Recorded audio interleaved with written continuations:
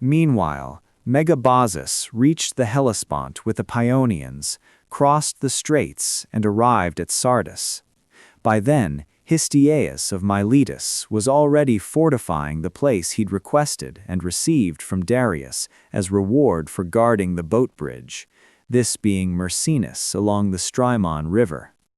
When Megabazus, upon arriving at Sardis with the Paeonians, noticed what Histiaeus was doing, he told Darius, "King, what have you done, allowing a clever and cunning Greek to found a city in Thrace, where there's abundant timber for shipbuilding, plentiful wood for oars, silver mines, and large populations of both Greeks and barbarians nearby, who, when they get a leader, will follow his commands day and night?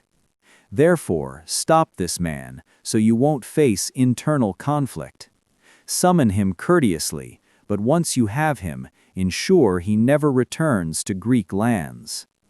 Megabazus easily persuaded Darius, who thought him a true prophet of likely outcomes. Darius then sent a messenger to Mercinus with this message.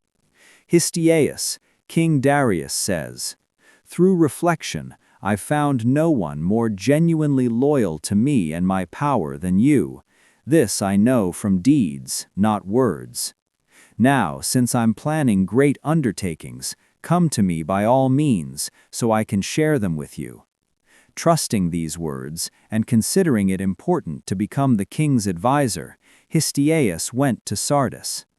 When he arrived, Darius told him, "Histiaeus, I summoned you because after returning from Scythia, once you left my sight, I never desired to see anything as much as I wanted to see you and speak with you. I realized that the most valuable possession is an intelligent and genuinely loyal friend, qualities I know you possess regarding my affairs. Now then, since you did well to come here, here's my proposal.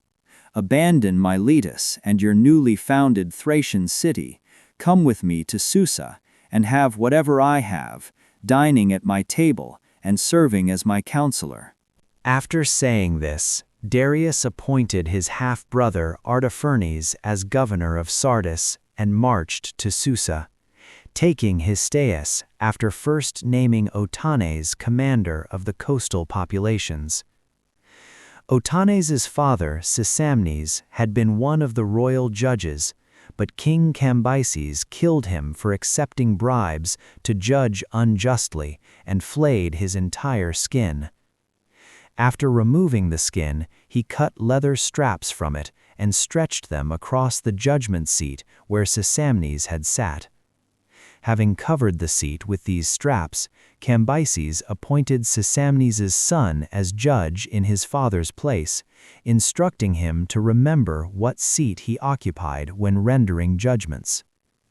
This Otanes, who was made to sit in that seat, now succeeded Megabazus as commander. He conquered the Byzantines and Chalcedonians, captured Antandrus in the Troad and Lamponium. After receiving ships from the Lesbians, he conquered Lemnos and Imbros, both still inhabited by Pelasgians at that time. The Lemnians fought valiantly and defended themselves for a long time before finally being defeated. Over the survivors, the Persians installed Lycuratus, brother of Myandrius, who had ruled Samos, as governor. Lycuratus governed Lemnos until his death. The reason was this: he continued enslaving and subduing everyone, accusing some of deserting to the Scythians and others of damaging Darius's army during its return from Scythia. Such were Otanes' accomplishments as commander. Afterward, there was a brief respite from troubles, but then problems arose again for the Ionians, originating from Naxos and Miletus. Naxos surpassed all other islands in wealth, and Miletus and simultaneously reached the peak of its prosperity, being Ionia's jewel. However, for 2 previous generations, it had suffered severely from civil strife until the Parians reformed it, chosen by the Milesians from all Greeks as their political reformers. The Parians reconciled the factions this way. Their best men came to Miletus, and observing that the Milesians were in a grievously ruined condition, they said they wished to tour the countryside.